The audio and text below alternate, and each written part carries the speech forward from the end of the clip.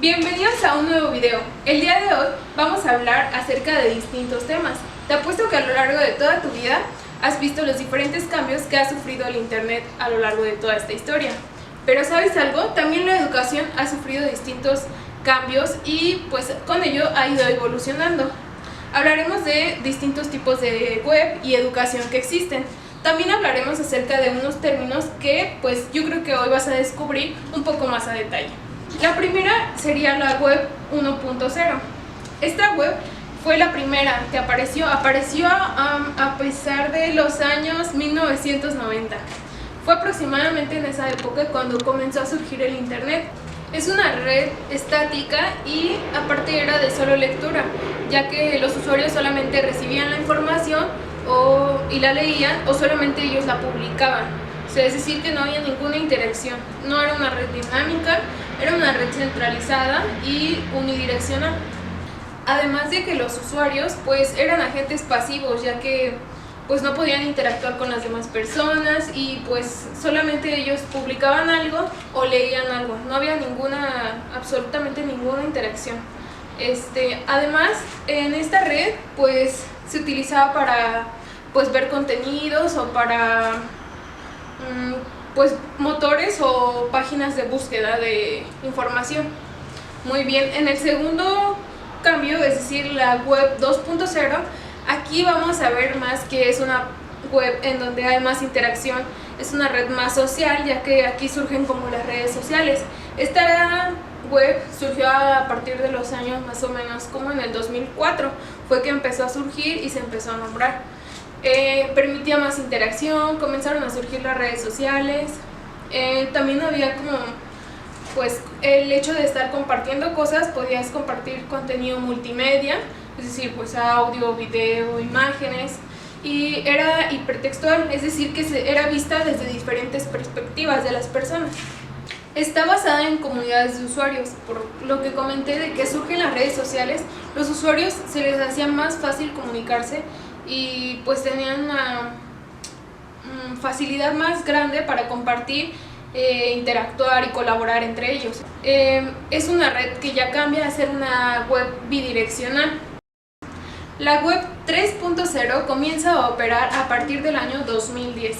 En este año, pues bueno, comienzan a surgir muchísimas cosas y dentro de ellas la web. Esta web está gestionada desde algo que comienza también a resaltar un poco más, que es llamado la nube, es decir, que las cosas están en línea. Ya no necesariamente tenemos que guardar nuestros archivos en un disco duro, en una memoria, etc. O sea, por ejemplo, podemos guardarlas en lo que ahora conocemos como Google Drive u otros programas que permiten guardar archivos. Esta web es un poco más personalizada, pero también un poco más compleja. Dentro de esta ventaja que nos da la personalización, pues nos trae muchos beneficios a nosotros, ya que comienzan a surgir las cookies, que claro, pues todos hemos escuchado hablar sobre ellas. Pues estas llamadas cookies es como un medio por el cual los distintos pues plataformas se conectan dentro de la web para que en nuestro perfil, por ejemplo, de Facebook, pues nos vayan apareciendo los gustos o los intereses de las últimas cosas que hemos buscado. Tenemos ese beneficio de que las demás páginas pues entre sí se conectan, nos entrelazan y pues nos dan más sugerencias a nosotros.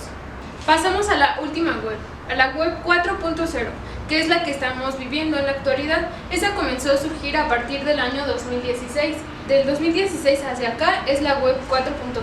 En esta web, pues miren, nosotros vamos a obtener muchísimos beneficios, ya que las cosas se vuelven un poquito más fáciles y además de tener interacción y compartir cosas con los demás, pues en esta red específicamente obtenemos el beneficio de que con solo dar una orden o hablar, por así decir, con nuestro teléfono, por ejemplo, cuando le dictamos algo a nuestro teclado, pues ya escribe lo que estamos hablando, sin necesidad de que estemos escribiendo, nos facilita las cosas.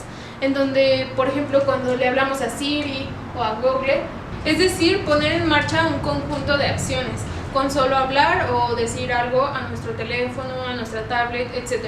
Esta web utiliza nuestra información que tenemos en nuestro contexto. por así decir, Google Maps utiliza la información del contexto, la ubicación en la que nosotros estemos y la ubicación hacia donde nos queremos dirigir. Esto es como un ejemplo muy claro de lo que intenta hacer esta web. Ahora hablaremos acerca de unos términos que les mencioné en un inicio. Quizás los hemos ocupado, incluso hemos trabajado en ellos, pero no sabemos realmente qué es lo que significan, de qué tratan o para qué fueron diseñados en sí. El primero de ellos es el término ABA, que por sus siglas pues es Ambientes Virtuales de Aprendizaje. Los ambientes virtuales de aprendizaje son un sistema de software que permite a los maestros ayudar y desarrollar sus cursos en línea, apoyando a los alumnos siempre en sus dudas y pues a lo largo de todo el curso que ellos diseñen. Es decir, como un ejemplo sería EOAM, en donde ellos pues si tenemos una duda, si olvidamos nuestra contraseña, ellos pueden auxiliarnos en este tipo de situaciones. El segundo término es EVA, Entornos Virtuales de Aprendizaje. Este término quizás lo podemos llegar a confundir un poco con el que les mencioné anteriormente, pero pues aquí la aclaración. Entornos virtuales de aprendizaje es un espacio educativo que está alojado en la web, es decir, como por ejemplo Moodle o incluso la plataforma en la que nosotros estamos trabajando es un EVA, porque pues ahí podemos trabajar con los demás compañeros, con el maestro y lograr así un trabajo colaborativo, apoyarnos en nuestras dudas. Y si nuestras dudas son mayores o tenemos un problema más grande, es cuando acudimos al primer término, es decir, el término ABA, Ambientes Virtuales de Aprendizaje.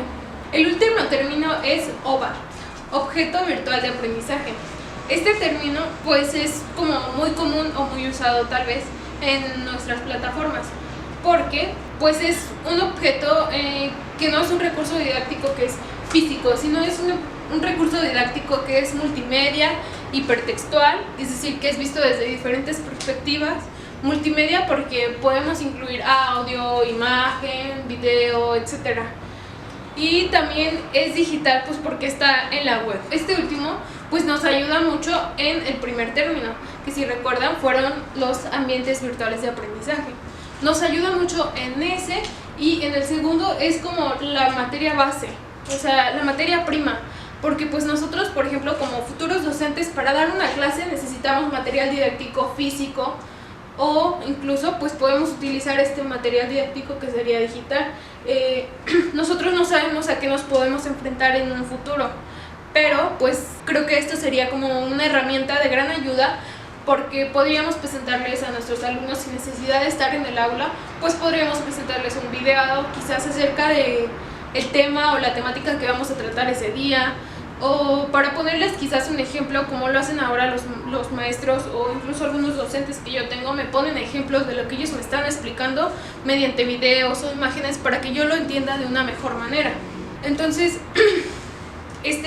estos entornos creo que sí son de muchísima utilidad hoy en día, porque pues nos ayudan a no perder clases, a que a partir de ahí pues podamos, de las piezas por ejemplo de contenido que hay en las materias, pues nosotros podamos indagar un poquito más y buscar para enriquecernos un poquito más del tema que estamos hablando, del que queremos saber un poquito más. Esto yo creo que es como un hábito que ya tendríamos que tener siempre. Ahora pasamos a los diferentes tipos de educación. Educación 1.0. Esta de educación 1.0 se relaciona muchísimo con la web 1.0.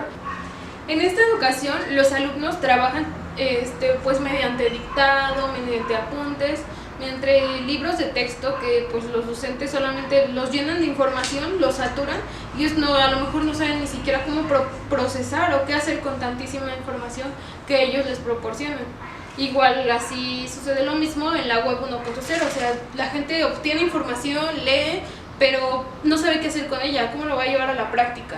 En donde estas solamente conducen a un estudio o a una investigación solamente individual. Ahora pasamos a la educación 2.0. En esta educación ya se trabaja mediante blogs, mediante páginas web, mediante los buscadores como son Google, Mozilla, etc. Ya hay un cambio porque pues ya se ocupan tecnologías, pero esta educación no deja de estar como incrustada en lo que es la educación 1.0, un poquito llevándonos a lo que era la educación tradicional, que a lo mejor la mayoría de nosotros recibimos, no sé, en primaria y tal vez un poquito en secundaria, fue cuando ya empezamos a recibir esta educación 2.0. Ahora pasamos a la educación 3.0. En esta educación el profesor ya se vuelve un guía. Él ya no es quien está vaciando de información o dando todos los contenidos a los alumnos. Ya no se las da directamente a sus alumnos, sino que él pues lee un texto y procesa la información, y a través de eso él va y expone o explica tal vez con sus propias palabras lo que él leyó o lo que él investigó, para así no dar directamente y vaciar solamente la información hacia esos mismos alumnos. En esta web, gracias a las posibilidades de interacción y dinamismo que pues son características de ella, pues solamente ellos interactúan a través de estos entornos virtuales como lo son las redes sociales. Ahora pasamos a la educación 4.0, que es como la más actual, igual que la web, o sea, es un cambio total. Esta educación está basada en la innovación y en el cambio, y también en las competencias del siglo XXI. Y pues bueno, esta educación, el principal vehículo es la comunicación, porque si no hay comunicación, si tú tienes alguna duda, pues tu profesor no lo va a saber, él no es adivino como para saber, ¿le habrá entendido o no le habrá entendido? O sea, tú tienes que decirle, si tuviste alguna duda o algún problema o dificultad, tú le dices y ya él te aclara. Tú tienes que buscar los medios, como mencioné anteriormente en alguna de las otras educaciones, para poder investigar un poquito más allá de los temas que él te dé. Esta educación se relaciona muchísimo con la web 4.0 porque es un gran cambio, así, o sea, un giro total, porque ya no es un agente pasivo el alumno, porque el profesor ya no es quien te da toda la información, también porque pues ya no es una sola dirección o que caminemos sobre una sola línea. Uno de los términos que no mencioné en el inicio, pero también no está de más verlo, es la industria 4.0, que está centrada en, obviamente, como pues casi la web 4.0 y la educación 4.0 están centradas en el cambio e innovación y mejoramiento. Esta industria también está centrada en un aprendizaje automatizado, es decir, que pues una inteligencia pues artificial, por así decir, en donde pues esta industria no solamente busca, como tal vez quizás la mayoría piense, reemplazar a los humanos por máquinas, sino unirlos, es decir, que también haya personas trabajando en las fábricas. Esta industria 4.0 se enfoca en la tecnología digital y en la interconectividad, que pues es ayudada a su vez por el internet. Ahora vamos a ver la relación de los EVA, OVA y AVA dentro de la educación. Pues bueno, tienen una bastante y estrecha relación porque pues estos tres son como herramientas o vehículos que nos ayudan a transformar nosotros la educación 4.0, ya que pues esta, como mencioné, está centrada en el mejoramiento y el cambio. Y pues son herramientas bastante útiles, ya que hoy en día pues no nos sirve aplicar una educación tradicional con los alumnos, porque estos ya están muy adentrados dentro de las tecnologías, el internet, etc. Los mayores retos a los que se enfrenta la educación 4.0 es la transformación digital, que pues va a ir surgiendo y mejorando o cambiando día a día, además del cambio de cultura o costumbres que se tienen ya en los centros educativos. Pues se enfrentaría a la formación que los profesores ya tienen, pues esta no puede ser cambiada, ya que es algo que adquirieron ya durante bastantes años. Y bueno, al final de todo esto, creo que sí es necesario que se estreche la colaboración entre la educación 4.0 y la industria 4.0, ya que con ello podemos lograr un desarrollo más grande y un cambio cultural trascendente, más allá de lo tradicional a lo que estamos acostumbrados.